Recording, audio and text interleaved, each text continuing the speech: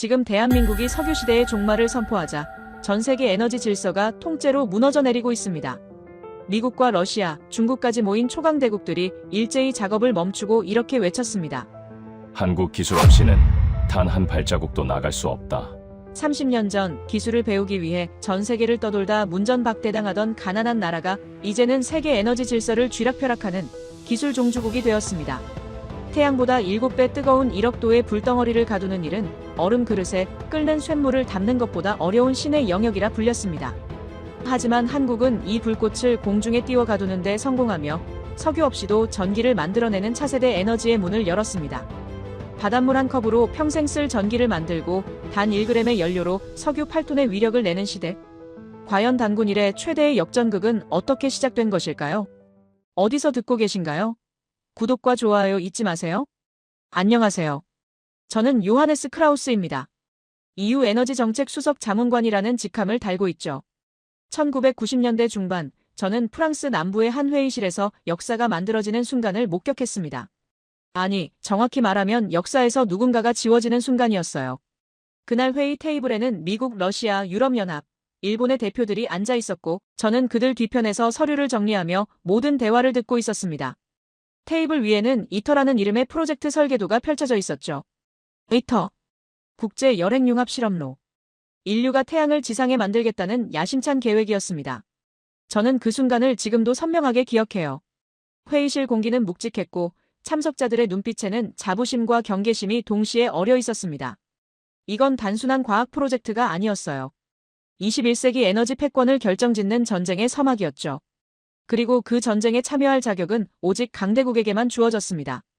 핵융합이라는 단어를 들으면 사람들은 흔히 원자력을 떠올려요. 하지만 둘은 완전히 다릅니다. 원자력은 무거운 원자를 쪼개서 에너지를 얻는 방식이고 핵융합은 가벼운 원자를 합쳐서 에너지를 만들어내죠. 태양이 50억 년 동안 타오르는 원리가 바로 핵융합입니다. 만약 인류가 이 기술을 완성한다면 석유도, 석탄도, 가스도 필요 없는 세상이 열리는 거예요. 무한한 에너지를 오염 없이 안전하게 얻을 수 있게 되는 겁니다. 문제는 이 기술이 너무나 어렵다는 거였어요. 태양의 중심부 온도는 약 1500만 도입니다. 핵융합을 일으키려면 최소 1억 도 이상의 온도가 필요하죠. 1억 도라는 숫자가 어떤 의미인지 아십니까? 지구상에 존재하는 그 어떤 물질도 이 온도를 견딜 수 없어요. 철도 녹고 텅스텐도 증발하고 심지어 다이아몬드조차 순식간에 기체가 되어버립니다. 이 불덩어리를 어디에 담을 것인가? 이것이 핵융합의 첫 번째 난제였죠. 그날 회의에서 미국 대표 리처드 헤이스가 말했습니다. 자신들이 개발한 토카막 방식이 가장 유력한 해법이라고요. 토카막은 강력한 자기장으로 초고온 플라즈마를 공중에 띄워 가두는 장치입니다. 러시아가 처음 고안했고 미국이 발전시켰죠. 헤이스는 자신만만한 표정으로 설명을 이어갔어요. 이터는 이 토카막 기술의 집대성이 될 것이며 참여국들은 각자의 기술력과 자본을 투입해 인류 최초의 실용 핵융합로를 만들어낼 것이라고 했습니다. 저는 그 순간 묘한 흥분을 느꼈어요. 이건 과학의 영역을 넘어선 무언가였습니다. 에너지를 지배하는 자가 세계를 지배한다는 오래된 진리가 새로운 형태로 구현되는 순간이었죠. 그리고 그 게임의 참가자 명단은 이미 정해져 있었습니다. 미국, 러시아, 유럽연합, 일본. 그때는 중국과 인도도 가입을 논의하고 있었지만 핵심은 명확했어요. 핵융합의 미래는 이 나라들이 독점한다는 것. 저는 자연스럽게 받아들였습니다. 회의는 세부 일정을 논의하는 단계로 넘어갔어요. 건설 부지는 어디로 할 것인가? 각국의 분담금은 어떻게 책정할 것인가? 핵심 부품 제작은 누가 맡을 것인가? 저는 서류를 넘기면서 숫자들을 확인했죠. 총 예산 200억 유로. 건설 기간 10년. 운영 기간 20년. 엄청난 규모의 프로젝트였지만 참여국들은 주저하지 않았습니다. 왜냐하면 이건 투자가 아니라 미래에 대한 지배권 확보였으니까요. 헤이스가 말했습니다. 이터가 성공하면 핵융합 발전소 건설 기술을 확보하게 된다고, 그 기술을 가진 나라는 에너지 수출국이 되고 그렇지 못한 나라는 영원히 에너지 수입국으로 남을 것이라고 했어요. 그의 말은 냉정했지만 정확했습니다. 에너지 자립은 곧 국가 자립이죠. 석유 한 방울 나지 않아도 핵융합만 있으면 전기를 무한정 만들 수 있어요. 그건 곧 산업의 자립이고 경제의 독립이며 군사력의 기반이 됩니다. 회의실 분위기는 진지했습니다. 참석자들은 각자의 이해관계를 따졌지만 한 가지만큼은 의견이 일치했어요. 이 기술은 참여국들끼리만 공유한다는 것. 외부로 유출되어서는 안 된다는 것. 기술 보안 조항이 논의됐고 모든 참여국은 핵심 설계 정보를 제3국에 이전하지 않기로 합의했습니다. 저는 그 조항을 보며 고개를 끄덕였어요. 당연한 조치라고 생각했죠. 그때 일본 대표 사토 게니치가 조심스럽게 말을 꺼냈습니다. 최근 한국 측에서 비공식 접촉이 있었다고 했어요. 이터 참여 가능성을 타진해왔다는 겁니다. 저는 순간 귀를 의심했습니다. 한국이요? 1990년대 중반의 한국은 분명 경제적으로 성장하고 있었지만 첨단 과학기술 분야에서는 여전히 후발주자였어요. 반도체와 조선업에서 두각을 나타내기 시작했지만 핵융합 같은 초고난도 기술은 전혀 다른 차원의 이야기였죠. 헤이스가 즉각 반응했습니다. 표정이 굳어졌어요. 한국이 핵융합에 무슨 기여를 할 수 있겠냐고, 자전거도 제대로 못 만들던 나라가 우주선을 만들겠다는 것과 같다고 말했습니다. 그의 말투에는 노골적인 경멸이 섞여 있었어요. 저는 그 순간 불편함을 느꼈지만 동시에 그의 논리를 이해할 수 있었습니다. 핵융합은 수십 년간의 연구 축적이 필요한 분야니까요.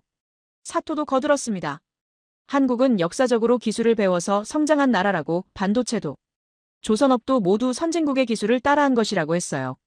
핵융합도 마찬가지일 거라고, 배우려는 의도는 알겠지만 함께 개발할 파트너는 아니라고 말했죠. 저는 사토의 역사인식에는 동의하지 않았지만 기술평가 부분은 수긍이 갔습니다. 실제로 한국이 독자적인 핵융합 연구 성과를 낸 적이 있나요? 없었습니다. 러시아 대표가 차분하게 말했습니다. 한국의 핵융합 연구 인력이 얼마나 되는지 아느냐고, 전문 연구원이 채 50명도 안 된다고 했어요. 미국과 일본이 각각 500명이 넘는 인력을 보유한 것과 대조적이었죠. 게다가 한국에는 제대로 된 실험 장치도 없다고 했습니다. 러시아에서 중고 토카막 하나를 구입한 게 전부라고, 그걸로 뭘 할 수 있겠냐고 물었어요. 유럽연합 대표도 신중한 입장을 보였습니다. 이터는 검증된 기술력을 가진 국가들의 협력 프로젝트라고, 참여국 선정에는 엄격한 기준이 필요하다고 말했어요. 각 참여국은 특정 부품의 설계와 제작을 책임지게 되는데 그 부품이 제대로 작동하지 않으면 전체 프로젝트가 위험해진다는 겁니다. 한국이 그런 책임을 질 수 있는 역량이 있냐는 질문이었죠. 저는 그 논의를 들으며 한국의 입장을 상상해봤습니다. 아마도 그들은 간절했을 거예요. 핵융합이 미래 에너지의 핵심이라는 걸 알았을 테고 그 게임에서 배제되면 영원히 뒤처질 거라는 두려움도 있었겠죠. 하지만 간절함만으로는 부족했습니다. 이 테이블에 앉으려면 증명이 필요했어요. 기술력의 증명, 연구 역량의 증명, 그리고 무엇보다 신뢰의 증명이 필요했죠. 헤이스가 결론을 냈습니다. 우리는 한국을 정회원국으로 받아들일 수 없다고, 다만 재정적 기여를 원한다면 옵저버 자격은 고려할 수 있다고 말했어요. 옵저버라는 건 구경꾼이라는 뜻이었습니다. 회의에는 참석할 수 있지만 발언권은 제한되고 기술 자료 접근도 통제되며 핵심 의사결정에서는 배제되는 거죠. 한마디로 돈만 내고 뒤에서 지켜보라는 겁니다. 저는 그때 이렇게 생각했습니다. 합리적인 결정이다. 에너지는 자원과 역사, 그리고 강대국의 몫이다. 한국은 아직 그 자격이 없다. 감정적으로 들릴 수도 있지만 저는 데이터와 논리로 세상을 바라보는 사람이에요. 한국의 핵융합 연구 예산은 미국의 100분의 1도 안 됐고 논문 발표 실적도 미미했으며 실험 장비도 낙후돼 있었습니다. 이게 현실이었죠. 회의를 마치고 파리로 돌아오는 기차 안에서 저는 창밖을 바라봤습니다. 산업혁명 이후 유럽은 기술로 세계를 지배했고 그 지배는 에너지 기술과 함께 공고해졌죠. 석탄을 캐고 증기기관을 만들고 전기를 발명하고 원자력을 개발하는 과정에서 유럽은 항상 선두에 있었습니다. 이제 핵융합이 그 다음 단계예요. 누가 핵융합을 먼저 완성하느냐에 따라 22세기의 패권이 결정될 겁니다. 그리고 그 경주에 한국 같은 나라는 없었어요. 출발선에 설 자격조차 없었죠. 미국은 1950년대부터 핵융합을 연구했습니다. 70년 가까운 시행착오가 있었어요.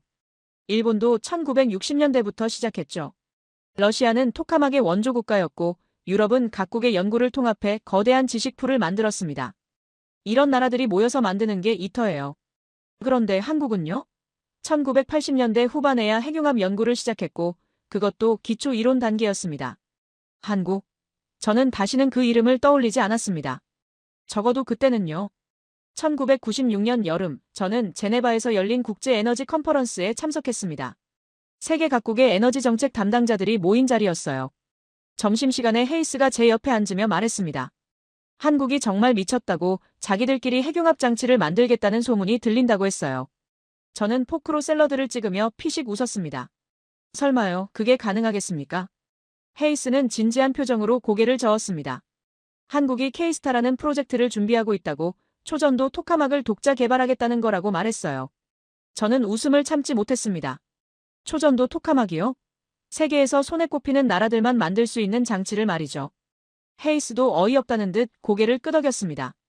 그들이 뭘 모르는 것 같다고 핵융합이 얼마나 어려운 건지 전혀 감이 안 잡히나 보다고 했어요. 저는 그날 오후 세션에서 사토를 만났습니다. 그도 한국 이야기를 꺼냈어요. 일본 정보기관이 파악한 바로는 한국이 실제로 예산을 편성하고 부지를 물색 중이라고 했습니다. 저는 그 말을 듣고 잠시 멈칫했어요. 정말 진심이라는 건가요? 사토는 어깨를 으쓱했습니다. 진심인 것 같은데 말이 안 되는 거라고. 한국은 1억 도가 뭔지도 제대로 모르는 것 같다고 말했죠. 1억 도. 사토가 그 숫자를 말하는 순간 저는 문득 궁금해졌습니다. 한국 과학자들은 정말 이 온도의 의미를 이해하고 있는 걸까요? 1억 도는 상상을 초월하는 온도예요. 지구 어디에도 이런 온도는 존재하지 않습니다. 태양 중심부가 1500만 도 정도니까 그보다 7배나 뜨거운 거죠. 이 온도에 도달하면 모든 물질의 원자 구조가 붕괴돼요. 컨퍼런스가 끝나고 브뤼셀로 돌아온 저는 사무실에서 자료를 찾아봤습니다. 저는 미국의 한 실험 보고서를 읽었습니다. 1980년대 프린스턴 대학교 연구팀이 플라즈마 실험 중 자기장 제어에 실패한 사례였어요. 겨우 5천만 도의 플라즈마였는데 그게 진공 용기벽에 닿는 순간 두께 3cm의 스테인리스 강철이 0.05초 만에 녹아내렸다고 합니다. 5천만 도도 이 정도인데 1억 도는 어떻겠어요? 저는 계산기를 두드려 봤습니다. 1억 도의 플라즈마가 가진 에너지 밀도는 상상을 초월했어요. 1억 도 앞에서는 모든 물질이 무용지물이죠. 그래서 토카막이라는 발상이 나온 겁니다. 그릇에 담을 수 없다면 아예 그릇 없이 가두는 거예요. 강력한 자기장으로 플라즈마를 공중에 띄우는 겁니다. 마치 자석으로 쇠구슬을 공중에 띄우는 것처럼요. 하지만 이것도 이론일 뿐이에요. 실제로 구현하려면 엄청난 정밀도가 필요합니다. 자기장이 조금이라도 흔들리면 플라즈마는 즉시 벽으로 튀어나가 모든 걸 파괴하죠. 저는 러시아의 토카막 개발 역사를 찾아봤습니다. 소련은 1950년대부터 이 연구를 시작했어요. 40년이 넘는 시행착오 끝에 겨우 안정적인 설계에 도달했습니다. 수백 번의 실패, 수십 번의 폭발 사고, 수조 루블의 투자. 그렇게 쌓인 경험이 지금의 토카막 기술을 만든 거예요. 한국은 이 과정을 몇 년 만에 해내겠다는 건가요? 저는 일본의 토카막 자료도 봤습니다. 일본은 1970년대부터 핵융합 연구에 뛰어들었어요. 그런 일본도 안정적인 1억 도 플라즈마를 만들기까지 20년이 걸렸습니다. 수천억 엔을 투자하고 수백 명의 과학자가 매달려서 말이에요. 한국은 그 10분의 1도 안 되는 인력과 예산으로 뭘 하겠다는 건지 이해할 수 없었습니다.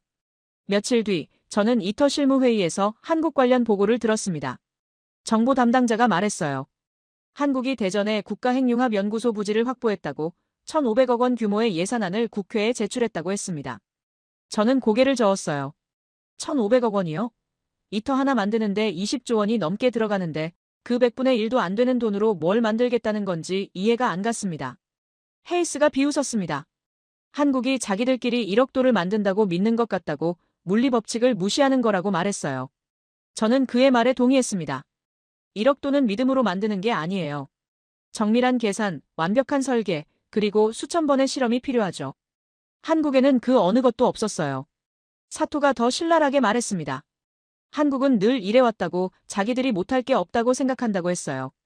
반도체도 그랬고 조선업도 그랬다고 하지만 핵융합은 다르다고 강조했습니다.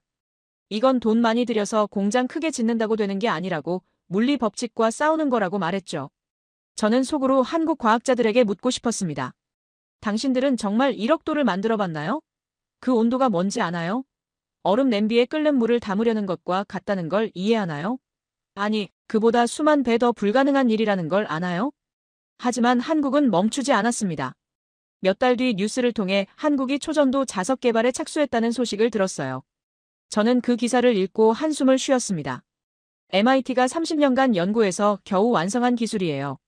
수백 번의 실패, 수십 명의 박사급 인력, 수천억 원의 투자. 그렇게 쌓인 노하우가 지금의 초전도 자석입니다.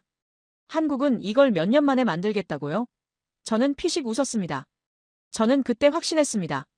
한국의 K스타 프로젝트는 실패할 거라고요. 1억 도는 의지나 열정으로 만드는 게 아니에요. 수십 년의 경험, 수조 원의 투자, 그리고 무엇보다 물리 법칙에 대한 깊은 이해가 필요합니다. 한국은 그 어느 것도 제대로 갖추지 못했어요. 며칠 뒤 저는 사토와 전화 통화를 했습니다. 그가 말했어요. 일본 과학자들이 한국의 설계안을 분석했는데 구조적 결함이 20군데 넘게 발견됐다고 했습니다. 이대로 만들면 첫 가동에서 폭발할 거라고 1억 도는커녕 작동조차 못할 거라고 말했죠. 저는 고개를 끄덕였습니다. 역시 그렇군요. 저는 한국을 완전히 지웠습니다. 더 이상 변수도 아니었어요. 이 턴은 계획대로 진행됐고 저는 유럽 각국의 분담금 조율에 집중했습니다. 가끔 한국 소식이 들려왔지만 무시했어요. 어차피 실패할 프로젝트니까요. 1억 도의 벽 앞에서 한국은 무너질 거라고 확신했습니다. 하지만 제 확신은 완전히 틀렸습니다. 그런데 며칠 뒤 저는 묘한 소문을 들었습니다. 한국이 독자적으로 핵융합 장치를 만들겠다는 거예요. 처음에는 농담인 줄 알았습니다. 설마 정말로요? 하지만 소문은 점점 구체화됐어요. 대전이라는 도시의 부지를 물색 중이고 예산안을 국회에 제출했다는 얘기까지 들려왔습니다. 저는 헤이스에게 전화를 걸었습니다. 한국이 정말 미쳤냐고 혼자 뭘 만들겠다는 거냐고 물었어요. 그런데 헤이스의 대답이 의외였습니다. 자기 생각에는 한국이 협상 카드를 만드는 것 같다고 했어요.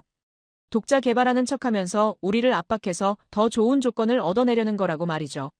저는 고개를 끄덕였습니다. 그럴 수도 있겠다 싶었어요.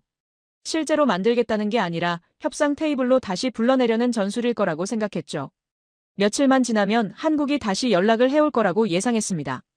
조금 더 나은 조건으로 준회원국 자격을 받아들이겠다고 말이에요.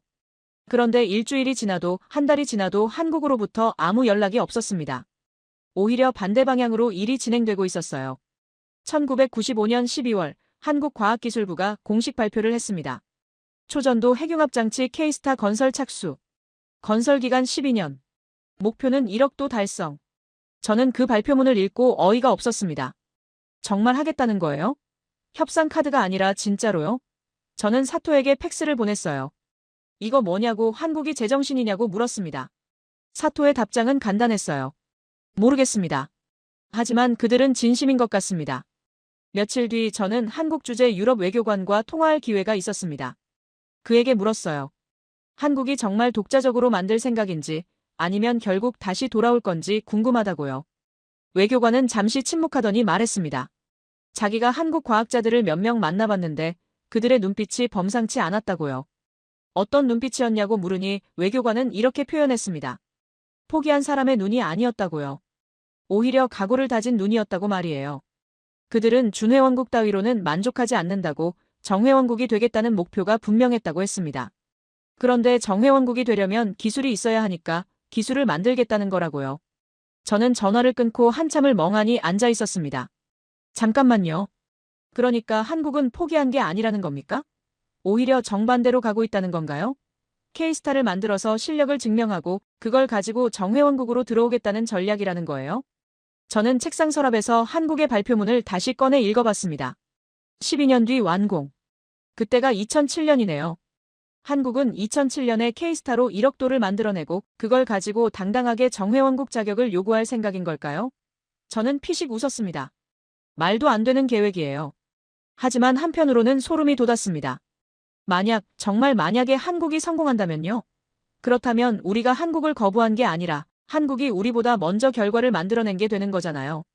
그때는 한국이 우리를 선택하는 입장이 되는 겁니다. 저는 고개를 저었어요. 아니에요. 불가능합니다. 그런 일은 일어나지 않아요. 1996년 봄, 한국이 대전에서 기공식을 열었다는 소식이 들려왔습니다. 저는 신문 사진을 봤어요. 황량한 공터에 수백 명이 모여 삽을 뜨는 장면이었습니다. 사진 속 사람들의 표정이 인상적이었어요. 웃고 있지 않았습니다. 굳어 있었죠. 마치 전쟁터에 나가는 군인 같은 표정이었어요. 저는 그 사진을 한참 들여다봤습니다. 그들은 뭘 보고 있는 걸까요? 12년 뒤의 성공을 그리고 있는 걸까요? 아니면 실패할 수도 있다는 걸 알면서도 각오를 다지는 걸까요? 저는 알 수 없었습니다. 하지만 한 가지는 확실했어요. 그들은 협상 카드로 이러는 게 아니었습니다. 진심이었어요. 그해 여름, 저는 동료들과 비공식 모임을 가졌습니다. 한국 이야기가 나왔어요. 한 프랑스 과학자가 말했습니다. 한국이 혹시 정말 성공하면 어떻게 하냐고, 우리 입장이 난처해지는 거 아니냐고요. 헤이스가 즉시 반박했습니다. 걱정 마시라고, 절대 불가능하다고 잘라 말했죠. 하지만 프랑스 과학자는 고집을 부렸습니다. 만약을 생각해야 하는 거 아니냐고 한국이 만에하나. 장치를 완성하면 우리가 무시했던 나라가 우리와 같은 선상에 올라오는 거라고 말했어요. 그때는 우리가 사정해서 데려올 수도 없다고 한국이 조건을 제시하는 입장이 된다고 했습니다. 저는 그 말을 듣고 웃었습니다. 너무 앞서가는 걱정이라고 한국은 절대 성공하지 못할 거라고 말했어요. 왜냐고요? 간단합니다. 경험이 없으니까요. 토카막을 만들어 본 적도 없고 1억 도를 만들어 본 적도 없어요. 책으로만 배운 사람이 실전에서 이길 수 있을까요? 불가능하죠. 하지만 시간이 지나면서 이상한 소식들이 들려오기 시작했습니다. 한국이 초전도 자석시 제품을 만들었다는 뉴스, 극저온 실험실을 완공했다는 기사, 플라즈마 가열 장치를 설계했다는 보고서. 저는 그때마다 코웃음을 쳤어요. 만들기야 하겠죠. 문제는 작동하느냐는 겁니다. 1999년 가을, 저는 학회에서 한국 연구원 한 명을 만났습니다. 30 초반으로 보이는 젊은 박사였어요. K스타 프로젝트에서 일한다고 했습니다. 저는 호기심이 생겨 커피를 권했어요. 그리고 솔직하게 물었습니다. 정말 12년 안에 완성할 수 있다고 믿냐고요. 그는 컵을 내려놓으며 말했습니다. 모르겠다고 했어요. 하지만 해야 한다고 덧붙였죠. 저는 다시 물었습니다. 왜 이렇게까지 하느냐고. 준회원국으로라도 들어왔으면 배울 수 있었을 텐데 왜 혼자 고생하느냐고요. 그의 대답이 제 마음에 묘한 파장을 일으켰습니다. 구경만 해서는 안 됩니다. 우리가 직접 만들어야 해요. 그래야 정회원국이 될 수 있으니까요. 저는 반문했습니다. 정회원국이 그렇게 중요하냐고. 기술을 배우는 게 먼저 아니냐고요. 그가 고개를 저었어요. 아니라고 했습니다. 배우기만 해서는 영원히 따라가는 나라로 남는다고. 우리는 함께 만드는 나라가 되어야 한다고 말했죠. 저는 그 말을 듣고 잠시 할 말을 잃었습니다. 한국은 정말 포기한 게 아니었어요. 오히려 더 큰 그림을 그리고 있었습니다. 준회원국 따위로 만족하지 않겠다는 거죠. 정회원국이 되려면 기술이 필요하다. 그럼 기술을 만들겠다. 그게 한국의 전략이었습니다. 하지만 2005년, 2006년이 지나면서 분위기가 묘하게 바뀌기 시작했습니다. 한국이 거의 완공 단계에 접어들었다는 소식이 들려왔어요. 진공 용기 설치 완료, 초전도 자석 장착 완료, 냉각 시스템 가동 테스트 성공. 저는 그 소식들을 들으며 불안해지기 시작했습니다. 설마 정말 만들어내는 건 아니겠죠? 아니에요. 만든다 해도 작동은 못할 겁니다. 1억 도는 다른 문제예요. 장치가 있다고 1억 도가 만들어지는 게 아니에요. 수천 번의 실험과 조정이 필요하죠. 한국은 그 경험이 없어요. 첫 시도에 성공할 리 만무합니다. 2007년 초 한국이 K스타 완공식을 연다는 소식이 들려왔습니다. 저는 달력을 봤어요. 1995년 착공, 2007년 완공. 정확히 12년이었습니다. 그들이 약속한 대로였어요. 저는 헛웃음이 나왔습니다. 약속은 지켰네요. 하지만 진짜는 이제부터예요. 작동하느냐 마느냐가 문제죠. 저는 헤이스에게 전화를 걸었습니다. 한국이 완공했다고 이제 가동 실험을 할 거라고 말했어요. 헤이스는 여유롭게 답했습니다. 지켜보자고. 어차피 실패할 거라고 했죠. 저도 동의했습니다. 12년간 만들긴 했지만 작동은 별개 문제니까요. 하지만 제 속마음 한구석에는 묘한 불안감이 자리 잡고 있었습니다. 정말 만약에 한국이 성공한다면요? 그렇다면 우리가 문전박대했던 나라가 우리와 어깨를 나란히 하게 되는 겁니다. 아니, 어쩌면 우리보다 앞서갈 수도 있어요. 왜냐하면 그들은 혼자 힘으로 해냈으니까요. 저는 고개를 저었습니다. 아니에요. 그런 일은 일어나지 않습니다. 1억 도는 의지로 만드는 게 아니에요. 물리 법칙은 절대적이니까요. 한국은 곧 그 벽 앞에서 좌절할 겁니다. 저는 그렇게 믿었습니다. 하지만 몇 달 뒤 제 확신은 산산조각 났습니다. 2008년 3월 어느 날 아침, 저는 사무실 책상 위에 놓인 얇은 봉투 하나를 발견했습니다. 발신인은 국제원자력기구였어요. 별 생각 없이 뜯어봤죠. 한국 K스타 관련 보고서였습니다. 저는 커피를 한 모금 마시며 첫 페이지를 넘겼어요. 그리고 그 자리에서 굳어버렸습니다. K스타, 첫 플라즈마 생성 성공. 2008년 2월 15일. 저는 즉시 헤이스에게 전화를 걸었습니다. 한국 소식 들었냐고 물었어요. 그는 들었다고 답했습니다. 목소리가 평소와 달랐어요. 여유가 사라져 있었죠. 저는 물었습니다. 이게 진짜 가능한 일이냐고. 12년 만에 처음부터 만들어서 성공할 수 있는 거냐고요. 헤이스는 잠시 침묵하더니 말했습니다. 자기도 믿기지 않는다고요. 며칠 뒤 더 상세한 기술 보고서가 도착했습니다. 저는 그걸 밤새 읽었어요. 읽으면 읽을수록 놀라웠습니다. 한국이 만든 방식은 우리가 예상했던 것과 달랐어요. 그들은 우리가 가진 기술을 따라한 게 아니었습니다. 자기들만의 방법을 찾아낸 거예요. 가장 놀라운 건 초전도 자석이었습니다. 한국은 영하 269도에서 작동하는 자석을 독자적으로 개발했어요. 이건 정말 대단한 일이에요. 세계에서 손에 꼽히는 나라만 가진 기술을 12년 만에 완성한 겁니다. 저는 도면을 보며 고개를 저었습니다. 어떻게 이게 가능했을까요? 보고서 중간쯤에 흥미로운 대목이 나왔습니다. 한국 연구팀장 김도현 박사의 인터뷰였어요. 기자가 물었습니다. 1억 도의 플라즈마를 어디에 담느냐고요?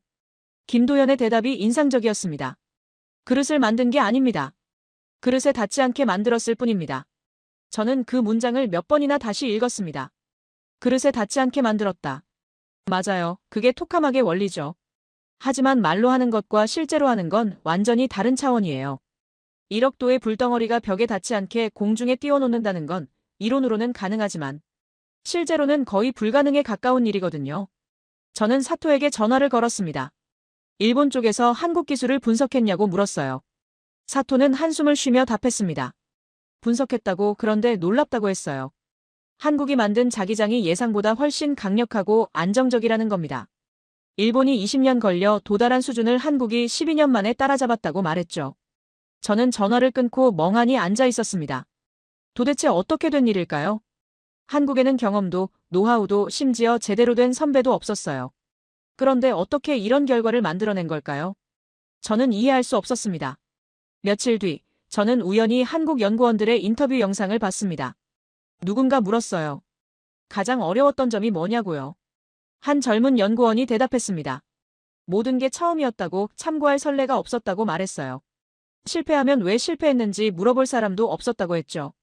그래서 모든 실패를 스스로 분석하고 스스로 해법을 찾아야 했다고요. 저는 그 말을 듣고 소름이 돋았습니다. 그들은 정말 맨바닥에서 시작한 거예요. 누구한테도 배우지 못했어요. 실패하고 원인을 찾고 다시 시도하고 또 실패하고 그 과정을 수천 번 반복한 겁니다. 12년 동안 말이에요. 그해 여름 국제학회에서 김도현 박사가 발표를 했습니다. 저는 객석 뒤편에 앉아 그의 발표를 들었어요. 그는 많은 말을 하지 않았습니다. 담담하게 데이터를 보여줬죠. 플라즈마 온도 그래프, 자기장 안정성 수치, 진공도 측정가. 숫자들이 화면을 가득 채웠습니다. 발표가 끝나고 질문 시간이 시작됐습니다. 한 미국 과학자가 손을 들었어요. 물었습니다. 어떻게 이렇게 짧은 시간에 성공했냐고, 비결이 뭐냐고요. 김도현은 잠시 생각하더니 답했습니다. 비결은 없습니다. 다만 포기하지 않았을 뿐입니다. 저는 그 대답을 듣고 할 말을 잃었습니다. 포기하지 않았다. 그게 전부라고요. 하지만 그 말 속에는 12년의 무게가 담겨 있었어요. 수천 번의 실패, 수만 시간의 밤샘 작업, 수십억 원의 실패 비용. 그 모든 걸 견뎌낸 사람만이 할 수 있는 말이었습니다. 학회가 끝나고 저는 김도현에게 다가갔습니다. 악수를 청하며 축하한다고 말했어요. 그는 묵묵히 악수를 받았습니다. 저는 물었습니다. 가장 어려웠던 순간이 언제였냐고요. 김도현은 잠시 망설이더니 답했습니다. 매일이 어려웠습니다. 하지만 가장 힘들었던 건 아무도 믿어주지 않을 때였습니다. 저는 그 말을 듣고 가슴이 철렁했습니다. 아무도 믿어주지 않았다. 맞아요. 저도 안 믿었어요. 헤이스도 사토도 그 누구도 한국을 믿지 않았죠. 우리는 한국이 실패할 거라고 단정했고 그들의 도전을 비웃었어요. 그런데 그들은 해냈습니다. 저는 호텔로 돌아와 혼자 앉아 생각했습니다. 도대체 뭐가 잘못됐을까요? 제 판단이 틀렸던 걸까요? 저는 데이터로 분석했어요. 한국은 경험이 없었고 기술이 없었고 인프라가 부족했습니다. 모든 데이터가 실패를 가리키고 있었죠. 그런데 결과는 성공이었어요. 며칠 뒤 저는 옛 동료 한 명과 저녁을 먹었습니다. 프랑스 과학자였어요. 그에게 한국 이야기를 꺼냈습니다. 어떻게 생각하냐고 물었죠. 그는 와인잔을 돌리며 말했습니다. 우리가 놓친 게 하나 있었습니다. 간절함이요. 간절함이요? 저는 반문했습니다. 간절함만으로 물리법칙을 이길 수는 없잖아요. 프랑스 과학자는 고개를 저었어요. 물론 간절함만으로는 안 된다고 하지만 간절함이 있으면 남들이 하루 8시간 일할 때 16시간을 일한다고 했습니다. 남들이 10번 시도할 때 100번을 시도한다고요. 그게 차이를 만든다고 말했습니다. 저는 그 말에 고개를 끄덕일 수밖에 없었습니다. 한국 과학자들은 선택지가 없었어요. 실패하면 끝이었죠. 에너지 자원 하나 없는 나라, 기술 하나 없으면 영원히 뒤처지는 나라. 그들에게 K스타는 생존의 문제였습니다. 그래서 포기할 수 없었던 거예요. 2008년 가을, 저는 브뤼셀에서 열린 에너지 정책 회의에 참석했습니다. 한국 K스타가 안건에 올랐어요. 어떻게 대응할 것인가? 한 독일 대표가 말했습니다. 한국을 이제 무시할 수 없다고, 그들은 기술을 가졌다고 했죠. 헤이스가 불편한 표정으로 말했습니다. 아직 이르다고, 플라즈마 만드는 것과 안정적으로 유지하는 건 다른 문제라고 했어요. 하지만 그의 목소리에는 예전 같은 확신이 없었습니다. 저도 마찬가지였어요. 한국은 이미 불가능을 가능으로 만들었거든요. 회의 후 복도에서 사토를 만났습니다. 그가 조용히 말했어요. 일본 정부가 한국과의 기술 협력을 검토 중이라고요. 저는 놀라서 물었습니다. 협력이요? 몇 년 전만 해도 한국을 비웃었잖아요. 사토는 쓴웃음을 지었습니다. 세상이 바뀌었습니다. 한국은 이제 우리와 같은 선상에 있어요. 저는 문득 깨달았습니다. 한국이 만든 건 단순히 장치가 아니었어요. 그들은 새로운 가능성을 만들어낸 겁니다. 자원 없는 나라도 기술로 미래를 바꿀 수 있다는 가능성. 누구도 믿어주지 않아도 스스로 길을 만들 수 있다는 가능성 말이죠. 다음 날 아침, 저는 사무실로 돌아왔습니다. 동료들이 모여 한국 이야기를 하고 있었어요. 누군가는 여전히 회의적이었지만 대부분은 인정하는 분위기였습니다. 한국이 해냈다고, 우리가 틀렸다고 말이죠. 헤이스에게서 이메일이 왔습니다. 짧은 내용이었어요. 한국을 다시 평가해야 할 것 같습니다. 저는 답장을 보냈습니다. 동의합니다. 더 이상 할 말이 없었어요. 한국은 이미 증명했으니까요. 저는 서랍에서 12년 전 한국의 첫 발표문을 꺼냈습니다. 낡고 구겨진 종이였어요. 그때 저는 이걸 보고 웃었죠. 불가능하다고 단정했습니다. 하지만 한국은 그 불가능을 현실로 만들었어요. 그릇을 만들지 않고 그릇에 닿지 않게 만드는 법을. 아무도 믿어주지 않아도 스스로 증명하는 법을 말입니다. 저는 발표문을 다시 서랍에 넣었습니다. 그리고 한 가지를 깨달았어요. 한국은 이제 시작일 뿐이라는 것. 플라즈마를 만들어낸 건 첫걸음에 불과합니다. 이제 그들이 다음에 무엇을 보여줄지 저는 더 이상 예측할 자신이 없었습니다. 한 가지만 확실했어요. 더 이상 한국을 무시할 수 없다는 것. 그들은 이미 우리와 어깨를 나란히 하고 있었으니까요. 하지만 한국을 인정한다는 건 생각보다 어려운 일이었습니다. 플라즈마를 만들었다는 건 알겠어요. 하지만 그게 전부일까요? 저는 여전히 의심이 남아 있었습니다. 혹시 운이 좋았던 건 아닐까? 한두 번 성공했다고 해서 그게 진짜 기술이라고 할 수 있을까요? 2008년 여름, 저는 K스타 관련 보고서를 정기적으로 받아보기 시작했습니다. 한국의 실험 기록이었어요. 매주, 때로는 매일 업데이트가 왔죠. 저는 그 숫자들을 유심히 지켜봤습니다. 플라즈마 유지 시간. 이게 핵심이었어요. 처음에는 0.5초였습니다. 만초. 플라즈마가 생겼다가 사라졌어요. 저는 고개를 끄덕였죠. 그래, 이 정도면 우연일 수도 있다고 생각했습니다. 다음 주에는 1초가 됐어요. 그 다음 주에는 2초. 저는 보고서를 내려놓고 생각했습니다. 점점 늘고 있네요. 하지만 이건 아직 아무것도 아니에요. 핵융합 발전소가 되려면 최소한 몇 분은 유지해야 합니다. 길게는 몇 시간씩요. 2초로는 아무것도 할 수 없어요. 전등 하나 켤 수 없죠. 저는 여전히 회의적이었습니다. 그런데 한국은 멈추지 않았습니다. 3초, 5초, 7초. 숫자가 계속 올라갔어요. 저는 매주 보고서를 받을 때마다 긴장했습니다. 이번에는 얼마나 늘었을까? 정체될 줄 알았는데 계속 올라가더군요. 10초를 넘어섰을 때 저는 놀랐습니다. 헤이스에게 전화를 걸었어요. 한국이 10초를 넘겼다고 이게 정상이냐고 물었습니다. 헤이스는 침묵하더니 말했습니다. 비정상적으로 빠릅니다. 그의 목소리에는 당혹감이 묻어났어요. 미국도 10초를 넘기는데 몇 년이 걸렸다고, 한국은 몇 달 만에 해냈다고 말했죠. 2009년 봄, 한국이 20초를 돌파했습니다. 저는 보고서를 받고 한참을 멍하니 앉아 있었어요. 20초요. 이건 더 이상 우연이 아니에요. 한두 번 운 좋게 성공한 게 아니라 체계적으로 기록을 늘려가고 있다는 뜻이죠. 한국은 플라즈마를 제어하는 법을 알고 있었습니다. 저는 사토에게 이메일을 보냈습니다. 일본은 어떻게 보느냐고 물었어요. 사토의 답장이 빨리 왔습니다. 우리도 놀라고 있습니다. 한국의 제어 기술이 예상을 뛰어넘었습니다. 저는 모니터를 바라보며 한숨을 쉬었어요. 일본마저 인정하고 있었습니다. 그해 여름 숫자는 30초를 넘어섰습니다. 저는 이제 매주 보고서를 기다리게 됐어요. 다음에는 얼마나 늘어날까? 궁금했습니다. 아니, 솔직히 말하면 두려웠어요. 한국이 어디까지 갈 수 있을지 알 수 없었거든요. 동료들과 점심을 먹으며 한국 이야기가 나왔습니다. 한 프랑스 과학자가 물었어요. 한국이 1분을 넘길 수 있을 것 같냐고요. 저는 잠시 생각했습니다. 몇 달 전만 해도 불가능하다고 답했을 겁니다. 하지만 지금은 확신할 수 없었어요. 모르겠습니다. 어쩌면 넘길 수도 있을 것 같습니다. 2009년 가을, 결정적인 순간이 왔습니다. 아침에 출근해서 이메일을 열었는데 긴급 보고서가 와 있었어요. 한국 케이스타 관련이었습니다. 저는 심장이 두근거렸어요. 무슨 일이 일어난 걸까요? 첨부 파일을 열었습니다. 플라즈마 유지 시간 48초 달성. 저는 화면을 멍하니 바라봤습니다. 48초요?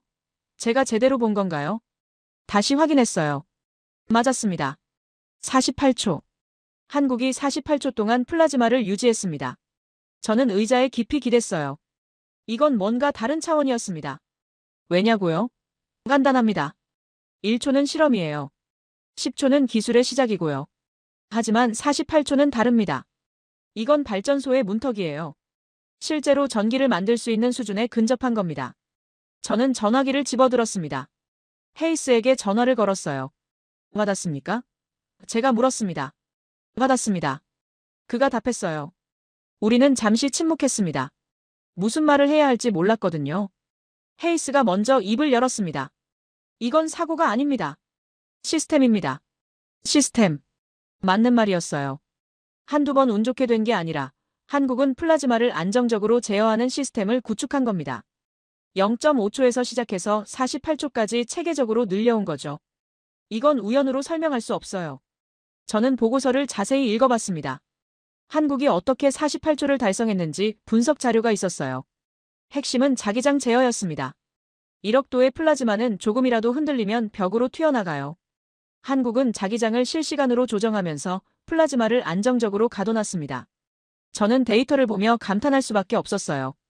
자기장 변동폭이 0.001% 이내였습니다. 거의 완벽하게 일정한 거예요.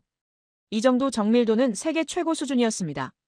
한국이 독자 개발한 제어 시스템이 이렇게까지 정교할 줄은 몰랐어요. 며칠 뒤 국제학회에서 한국 연구팀의 발표가 있었습니다. 저는 최대한 빨리 좌석을 잡았어요. 이번에는 뒤편이 아니라 앞쪽에 앉았습니다. 놓치고 싶지 않았거든요. 김도현 박사가 단상에 올랐습니다. 그는 48초 기록에 대해 설명했어요. 담담한 목소리였습니다. 마치 당연한 일을 보고하는 것처럼 말이죠. 하지만 청중은 달랐어요. 모두가 숨을 죽이고 들었습니다. 48초는 그냥 숫자가 아니에요. 핵융합 발전소가 현실이 될 수 있다는 증거였으니까요. 발표 중간에 김도현이 흥미로운 이야기를 했습니다. 핵융합이 왜 안전한지에 대해서요. 저는 귀를 기울였어요. 많은 사람들이 핵융합을 원자력과 혼동하거든요. 김도현이 설명했습니다. 핵융합은 전원을 끄면 즉시 멈춥니다. 플라즈마는 자기장으로만 유지되거든요. 자기장이 사라지면 플라즈마도 사라져요. 폭발할 수가 없는 구조입니다. 저는 고개를 끄덕였습니다. 맞아요. 원자력은 한번 시작하면 멈추기 어렵지만 핵융합은 정반대예요. 오히려 계속 유지하는 게 어려운 거죠. 이게 바로 핵융합의 안전성입니다. 김도현이 덧붙였어요. 방사성 폐기물도 거의 없습니다. 원자력 발전소처럼 수만 년 동안 보관해야 하는 쓰레기가 나오지 않아요. 이게 핵융합의 장점입니다. 청중석에서 고개를 끄덕이는 사람들이 보였습니다. 발표가 끝나고 질문 시간이 왔습니다. 한 독일 과학자가 손을 들었어요. 물었습니다. 48초를 넘어 더 오래 유지할 계획이 있습니까? 김도현이 잠시 생각하더니 답했습니다. 물론입니다. 우리 목표는 분 단위, 시간 단위입니다. 저는 그 말을 듣고 소름이 돋았습니다. 분 단위, 시간 단위요. 그건 진짜 발전소예요. 실제로 전기를 생산해서 가정에 공급할 수 있는 수준이죠. 한국은 거기까지 생각하고 있었습니다. 학회가 끝나고 복도에서 동료들과 마주쳤습니다. 모두 한국 이야기만 하고 있었어요. 한 영국 과학자가 말했습니다. 솔직히 인정합시다. 한국이 우리보다 앞서 있어요. 다들 고개를 끄덕였습니다. 아무도 부정하지 않았어요. 그리고 한 가지를 깨달았어요. 이제 게임의 규칙이 바뀌었다는 것을. 한국은 더 이상 우리의 허락을 구하는 입장이 아니에요. 오히려 우리가 한국에게 배워야 하는 입장이 될 수도 있습니다.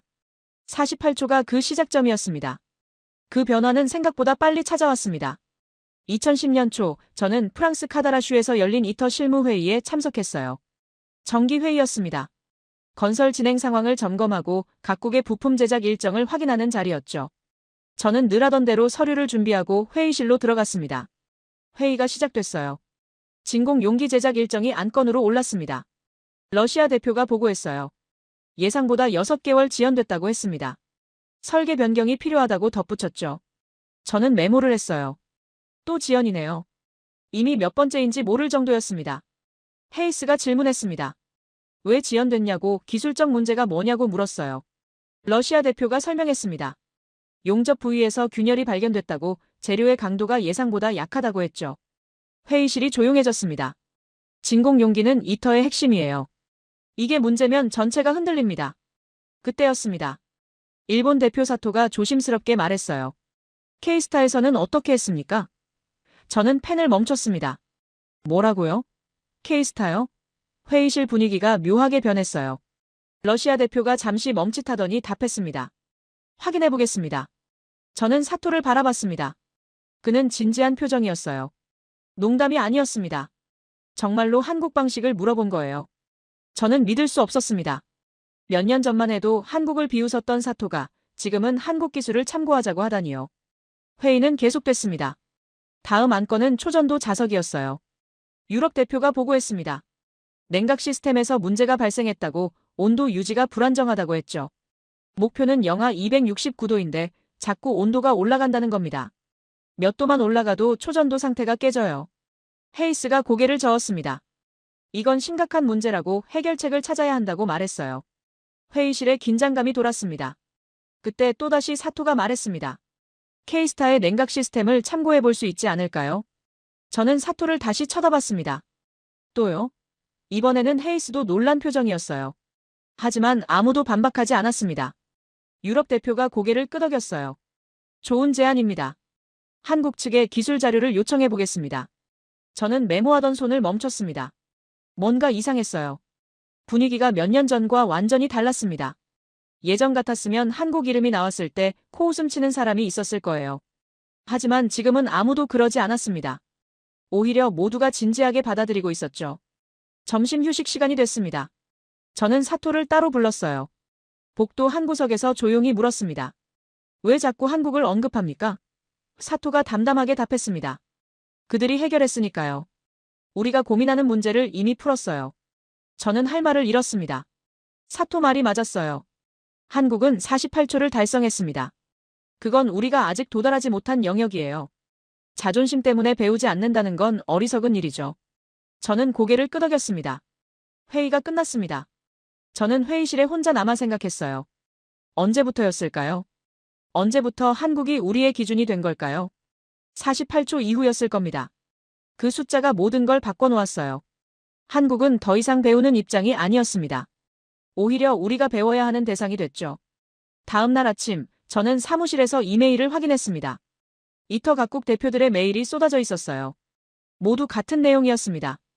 한국 K스타의 기술 자료를 입수할 수 있는지, 한국 측과 협력 방안을 논의할 수 있는지 문의하는 내용이었죠. 저는 한 통 한 통 읽으며 놀랐습니다. 러시아도, 미국도, 일본도, 유럽도 모두 한국 기술에 관심을 보이고 있었어요. 몇 년 전만 해도 상상도 못할 일이었습니다. 하지만 지금은 현실이었죠. 한국이 우리의 기준이 된 겁니다. 며칠 뒤, 저는 또 다른 이터 회의에 참석했습니다. 이번에는 전체 기술 검토 회의였어요. 각 부문별로 진행 상황을 보고하는 자리였죠. 저는 회의록을 정리하면서 놀라운 사실을 발견했습니다. 거의 모든 안건에서 한국이 언급됐어요. K스타의 방식을 참고할 것, 한국 측 기술 자료 요청, 한국 연구진과 협의 필요. 회의록이 한국 이름으로 가득 찼습니다. 저는 펜을 놓고 한참을 그 페이지를 바라봤어요. 이게 진짜 현실인가 싶었습니다. 몇 년 전만 해도 한국은 회의록의 각주로만 등장했어요. 가입 신청 거부됨, 기술 수준 미달. 그런데 지금은 모든 페이지에 한국이 있었습니다. 그것도 문제를 일으킨 나라가 아니라 해결책을 가진 나라로 말이죠. 저는 서류를 덮고 창밖을 바라봤습니다. 카다라슈의 하늘은 맑았어요. 저 멀리 이터 건설 현장이 보였습니다. 거대한 크레인들이 움직이고 있었죠. 저는 문득 생각했어요. 저기 들어갈 부품 중에 한국이 만든 게 얼마나 될까요? 그리고 또 한 가지를 깨달았습니다. 우리가 한국을 필요로 하게 됐다는 것을. 예전에는 한국이 우리를 필요로 했어요. 기술을 배우고 싶어 했고 함께 하고 싶어 했죠. 하지만 우리는 거절했습니다. 그런데 지금은 반대가 됐어요. 우리가 한국을 필요로 하고 있었습니다. 저는 사무실로 돌아와 메일을 작성했습니다. 한국과학기술부 앞으로요. 내용은 간단했습니다. 이터 기술 협력에 대한 논의를 요청한다는 거였어요. 저는 메일을 보내기 전에 잠시 멈칫했습니다. 이게 맞는 걸까요? 하지만 곧 마우스를 클릭했어요. 보내기 버튼을 눌렀습니다. 자존심 부릴 때가 아니었어요. 한국은 이미 증명했습니다. 그들에게 배울 게 있다면 배워야죠. 그게 과학자의 자세니까요. 메일을 보내고 나니 묘한 기분이 들었습니다. 후련하기도 하고 쓸쓸하기도 했어요. 몇 년 전 한국의 가입 신청서를 거부할 때는 이렇게까지 될 줄 몰랐습니다. 그때 우리가 조금만 더 열린 마음으로 한국을 봤다면 어땠을까요? 함께 시작했다면 지금쯤 더 멀리 갔을 수도 있을 텐데요. 하지만 과거는 바꿀 수 없었습니다. 중요한 건 지금이었어요. 한국이 우리의 기준이 됐다는 것. 질문의 방향이 바뀌었다는 것. 이제 우리는 한국에게 물어야 했습니다. 어떻게 하셨습니까? 라고 말이죠. 한국으로부터 답장이 온 건 일주일 뒤였습니다. 저는 평소처럼 출근해서 이메일을 열었어요. 한국과학기술부 발신. 저는 심장이 두근거렸습니다. 클릭했어요. 기술 협력 논의에 동의합니다. 단, 전제 조건이 있습니다. 이터 정회원국 자격입니다. 저는 화면을 멍하니 바라봤습니다. 조건이요? 한국이 우리에게 조건을 걸었어요. 몇 년 전만 해도 한국은 준회원국이라도 되고 싶어 했습니다. 그런데 지금은 정회원국이 아니면 안 된다고 선을 그었어요. 저는 전화기를 집어들었습니다. 헤이스에게 전화를 걸었어요. 한국 답장 받았습니까? 제가 물었습니다. 받았습니다. 그의 목소리가 무거웠어요. 조건이 있더군요. 저는 말했습니다. 정회원국 자격입니다. 전화선 너머로 긴 한숨이 들렸어요. 어떻게 하시겠습니까? 제가 물었습니다. 헤이스가 잠시 침묵하더니 답했어요. 점심 먹읍시다. 사토도 부르죠. 저는 알았다고 답하고 전화를 끊었습니다. 이건 단순한 문제가 아니었어요. 자존심의 문제였습니다. 정오에 우리는 조용한 레스토랑에서 만났습니다. 사토가 먼저 입을 열었어요. 솔직히 말합시다. 우리에게 선택권이 있습니까? 헤이스가 포크로 스테이크를 찔렀습니다. 없습니다. 저는 두 사람을 번갈아 봤어요. 이터 공사가 멈췄습니다. 헤이스가 말을 이었어요. 부품이 안 와요. 러시아는 3년째 지연이고 우리 미국 것도 예정보다 2년 늦어졌습니다. 이대로 가면 이터는 20년 안에 못 짓습니다. 사토가 고개를 끄덕였어요. 일본도 마찬가지입니다. 진공 용기 제작이 생각보다 어렵습니다. 저는 물었습니다. 그래서 한국이 필요하다는 겁니까? 헤이스가 저를 똑바로 쳐다봤어요. 필요한 정도가 아닙니다. 절실합니다. 한국 없이는 이터를 못 짓습니다. 그의 눈빛이 진지했어요. 농담이 아니었습니다. 사토가 냅킨을 내려놓으며 말했습니다. 사실을 인정합시다. 한국은 12년 만에 K스타를 완성했어요. 우리는 10년 넘게 부품 하나 제대로 못 만들고 있고요. 누가 더 실력 있습니까? 저는 할 말을 잃었습니다. 헤이스가 와인을 한 모금 마셨어요. 처음부터 우리가 틀렸습니다. 그가 조용히 말했습니다. 한국을 거부했을 때요. 그들의 제조 능력을 과소평가했어요. 설계는 우리가 잘하지만 실제로 만드는 건 다른 문제였습니다. 사토가 맞장구 쳤어요. 한국은 조선업, 반도체로 대량 정밀 제조를 수십 년간 했습니다. 우리는 그걸 못 봤어요. 저는 숟가락을 내려놓았습니다. 그럼 정회원국으로 받아들이자는 겁니까? 헤이스가 고개를 끄덕였어요. 선택의 여지가 없습니다. 사토도 동의했습니다. 일본도 찬성표를 던질 겁니다. 저는 창밖을 바라봤습니다. 파리의 거리가 보였어요. 몇 년 전 이 도시에서 한국의 가입을 거부했었죠. 그런데 지금 같은 도시에서 우리가 한국에게 매달리고 있었습니다. 저는 쓴웃음이 났어요. 한 가지 물어봅시다. 제가 말했습니다. 우리가 한국을 끼워주는 겁니까? 아니면 한국이 우리를 구해주는 겁니까? 헤이스가 잠시 생각하더니 답했어요. 후자입니다. 거짓말하지 맙시다. 우리가 매달렸어요. 그 말이 가슴에 박혔습니다.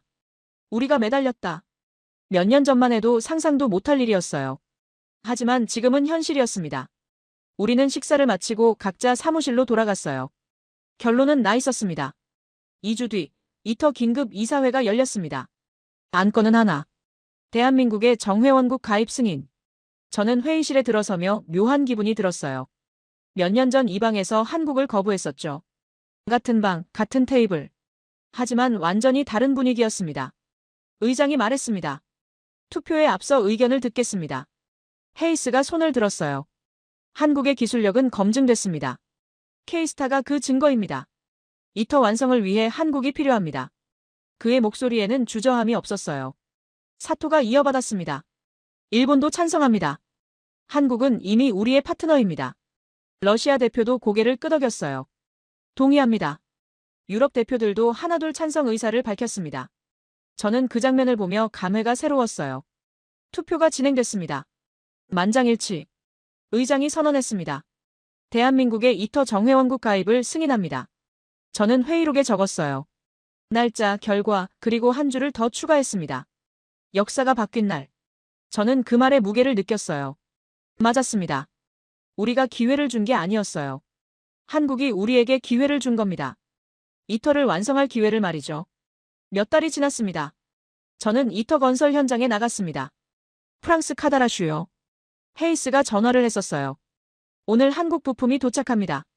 몰아 오세요. 저는 당장 차를 몰았습니다. 현장에 도착하니 수십 명이 모여 있었어요. 엔지니어들, 현장 책임자들, 각국 대표들. 모두 한 방향을 보고 있었습니다. 저 멀리 대형 트럭이 천천히 들어오고 있었어요. 한국에서 온 트럭이었습니다. 트럭이 멈췄습니다. 뒤쪽 컨테이너가 열렸어요. 거대한 초전도 자석이 모습을 드러냈습니다. 무게 150톤. 높이 4m. 저는 숨을 죽였어요. 현장이 조용해졌습니다. 크레인이 움직이기 시작했어요. 자석이 천천히 들어 올려졌습니다. 햇빛에 반짝이는 금속 표면. 완벽한 곡선. 저는 그걸 보며 감탄했어요. 아름다웠습니다. 옆에 선 독일 엔지니어가 중얼거렸습니다. 예술품이네요. 자석이 지정된 위치로 이동했습니다. 검수팀이 달려들었어요. 정밀 측정 장비를 꺼냈습니다. 저는 긴장했어요. 규격이 안 맞으면 다시 만들어야 해요. 수억 원이 날아가는 겁니다. 1시간이 지났습니다. 검수팀장이 나왔어요. 그의 표정이 밝았습니다. 합격입니다. 환호성이 터졌습니다. 저는 안도의 한숨을 쉬었어요. 검수팀장이 덧붙였습니다. 오차가 0.01mm 이내입니다. 완벽해요. 헤이스가 제 옆으로 왔습니다. 맞습니까? 저는 고개를 끄덕였어요. 놀랍습니다. 헤이스가 말했습니다. 이게 첫 번째예요. 앞으로 수십 개가 더 옵니다. 모두 한국산이죠. 현장 책임자가 다가왔습니다. 요하네스, 솔직히 말할게요. 한국 부품이 제일 좋아요. 다른 나라 건 도착하면 수정이 필요한데 한국 건 바로 설치 가능합니다. 저는 놀랐어요. 그 정도입니까? 그가 고개를 끄덕였습니다. 그 정도가 아니라 비교가 안 됩니다. 저는 설치되고 있는 자석을 바라봤습니다. 한국이 만든 거예요. 12년 전 중고 토카막으로 시작한 나라가 지금 이터의 심장을 만들고 있었습니다. 저는 소름이 돋았어요. 한국은 제조업 강국이에요. 조선소에서 수백 톤짜리 배를 정밀하게 만들죠. 반도체 공장에서는 나노미터 단위로 칩을 깎아요. 이런 나라가 토카막 부품을 못 만들 리 없었어요. 우리가 멍청했던 겁니다. 저는 고개를 끄덕였습니다. 맞았어요. 우리는 한국을 과학 후진국으로 봤습니다. 하지만 한국은 제조기술에서는 이미 세계 최고였어요. 우리가 그걸 몰랐던 겁니다. 해가 지기 시작했습니다. 자석 설치가 거의 끝나갔어요. 저는 현장을 걸으며 생각했습니다. 몇 년 전 한국이 준회원국 제안을 거절했을 때 저는 한국이 미쳤다고 생각했어요. 하지만 지금 생각하면 한국이 옳았습니다. 만약 한국이 준회원국으로 들어왔다면요? 구경만 하고 배웠겠죠. 하지만 스스로 만들지는 못했을 겁니다. 케이스타가 없었을 거예요. 48초도 없었을 거고 이 완벽한 부품도 없었겠죠. 한국은 거절당한 순간 더 큰 것을 얻기로 결심한 겁니다. 밤이 됐습니다. 저는 현장을 떠나며 한 번 더 돌아봤어요. 조명 아래 빛나는 한국산 자석. 그게 미래의 태양을 가둘 겁니다. 저는 차에 올라타며 생각했습니다. 역사는 정말 아이러니하다고요. 우리가 문을 닫았던 나라가 결국 우리를 구했으니까요. 저는 서울을 처음 방문했습니다. 이터 기술 협력 회의 때문이었어요. 공항에서 시내로 가는 차 안에서 창밖을 보는데 한국이 생각보다 훨씬 발전해 있더군요. 고층 빌딩들, 넓은 도로, 빠르게 움직이는 사람들. 저는 문득 깨달았습니다. 이 나라가 K스타를 만든 거구나 하고요. 회의는 대전에서 열렸습니다. 국가핵융합연구소였어요. 저는 K스타를 직접 볼 수 있었습니다. 거대한 원통형 건물 안에 K스타가 있었어요. 은색으로 빛나는 토카막 장치. 저는 그 앞에 서서 한참을 말없이 바라봤습니다. 이게 48초를 만든 기계구나. 이게 모든 걸 바꿔놓은 장치구나. 김도현 박사가 저를 안내했습니다. 그는 K스타의 구조를 설명해줬어요. 초전도 자석이 어떻게 배치돼 있는지, 진공 용기가 어떻게 설계됐는지, 플라즈마 가열 시스템이 어떻게 작동하는지 차근차근 말해줬습니다. 저는 듣다가 문득 질문을 던졌어요. 왜 이렇게까지 하셨느냐고. 12년이라는 시간과 막대한 돈을 쏟아부으면서까지 독자 개발을 고집한 이유가 뭐냐고 물었습니다. 김도현이 잠시 생각하더니 조용히 답했어요. 한국은 매년 200조 원이 넘는 돈을 석유와 가스를 사는 데 쓴다고. 이 돈이 계속 밖으로 나가면 아무리 이래도 가난해질 수밖에 없다고 말했습니다. 그는 계속해서 설명했어요. 핵융합이 완성되면 그 200조 원이 국내에 남는다고. 그 돈으로 복지를 확충하고 일자리를 만들고 미래 산업에 투자할 수 있다고 했습니다. 단순히 전기를 만드는 게 아니라 나라의 미래를 바꾸는 거라고 강조했죠. 저는 그 말을 듣고 뭔가 가슴이 뭉클했어요. 식사를 마치고 김도현이 저를 회의실로 안내했습니다. 벽에 커다란 세계 지도가 걸려 있었어요. 그가 지도를 가리키며 설명했습니다. 핵융합이 상용화되면 한국은 발전소를 수출하는 나라가 된다고. 석유를 수입하던 나라가 에너지 기술을 수출하는 나라로 바뀐다고 말했죠. 그는 바다를 가리켰습니다. 한국은 삼면이 바다라고. 바닷물 속에 있는 중수소가 핵융합의 연료라고 설명했어요. 1g으로 석유 8톤에 해당하는 전기를 만들 수 있다고. 사실상 무한한 에너지원이라고 덧붙였습니다. 저는 그제야 한국이 왜 이렇게 집착했는지 이해가 됐어요. 회의가 시작됐습니다. 이터 부품 제작 일정을 조율하는 자리였어요. 한국 측이 제시한 일정표를 보는데 깜짝 놀랐습니다. 다른 나라들보다 훨씬 빨랐어요. 제가 물었습니다. 이 일정이 가능하냐고요. 김도현이 고개를 끄덕였습니다. 가능하다고. 이미 K스타로 검증됐다고 답했어요. 회의 중간에 한 프랑스 엔지니어가 질문했습니다. 한국의 제조 비결이 뭐냐고. 어떻게 이렇게 정확하고 빠르게 만드느냐고 물었어요. 김도현이 잠시 생각하더니 답했습니다. 비결은 없다고. 다만 실패를 두려워하지 않고 계속 시도했을 뿐이라고 말했죠. 다음 날 아침, 저는 연구소를 다시 찾았습니다. 김도현에게 마지막으로 한 가지만 물어보고 싶다고 했어요. 그가 웃으며 앉으라고 했습니다. 저는 조심스럽게 질문했습니다. 처음 준회원국 제안을 거절했을 때 후회하지 않았냐고. 그때 받아들였으면 더 쉬웠을 텐데. 왜 고집을 부렸냐고 물었어요.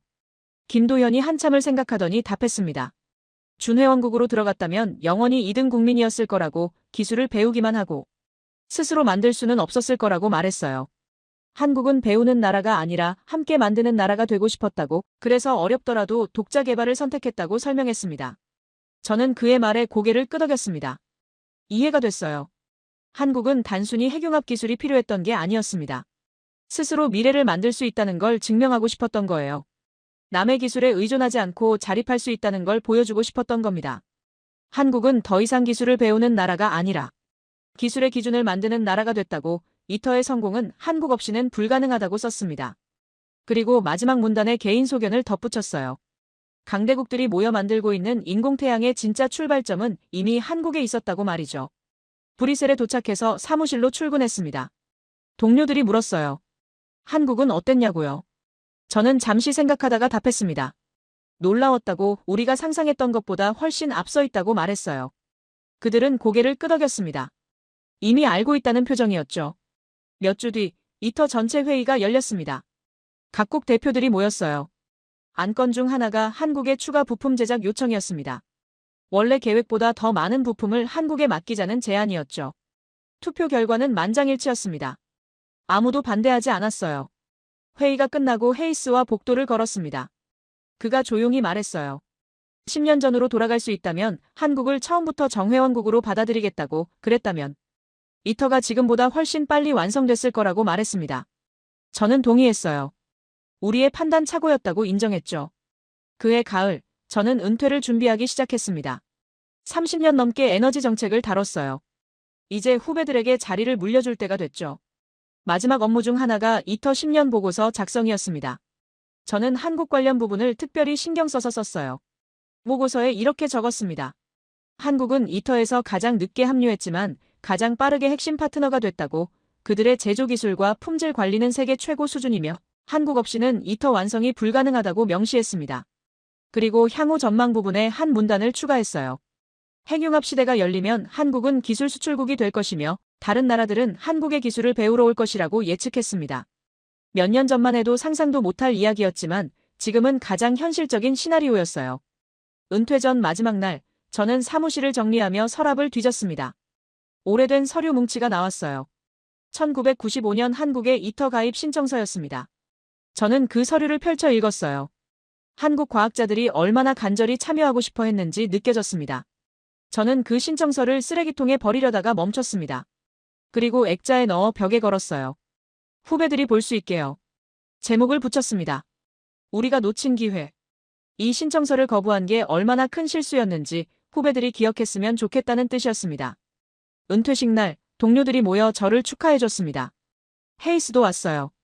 그가 건배사를 했습니다. 요하네스는 30년간 에너지 정책의 최전선에서 일했다고, 특히 한국의 중요성을 일찍 알아본 해안이 있었다고 말했습니다. 저는 피식 웃었어요. 일찍 알아봤다고요? 천만에요. 저는 한국을 끝까지 무시했던 사람이에요. 48초를 보고서야 인정했죠. 하지만 헤이스의 호의를 거절하지 않았습니다. 그냥 감사하다고 답했어요. 집으로 돌아오는 길에 생각했습니다. 제 30년 경력에서 가장 중요한 교훈이 뭐였을까요?